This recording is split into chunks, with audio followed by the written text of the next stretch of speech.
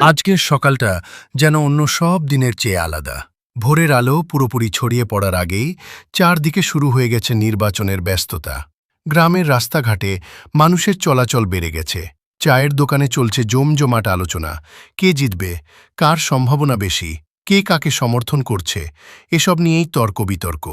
সূর্য উঠতেই ভোট কেন্দ্রের সামনে লম্বা লাইন দেখা গেল। নারী পুরুষ, তরুণ প্রবীণ, সবাই নিজের ভোটাধিকার প্রয়োগ করতে সকাল সকাল হাজির।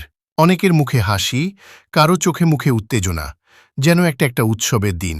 তবে এই উৎসব আনন্দের হলেও এর ভেতরে রয়েছে দায়িত্ব আর সচেতনতার বার্তা।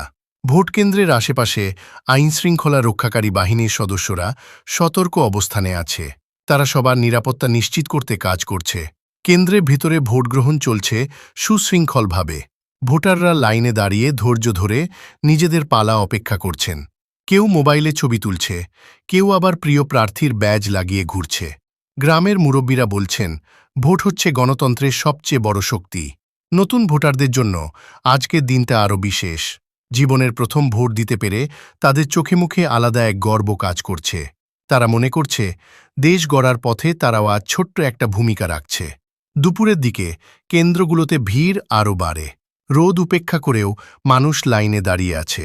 কেউ ছাতা নিয়ে এসেছে, কেউ গামছা দিয়ে মাথা ঢেকেছে। কিন্তু কারও উৎসাহে কোনো ঘাটতি নেই। চায়ের দোকানগুলোতেও ভিড় বেড়েছে।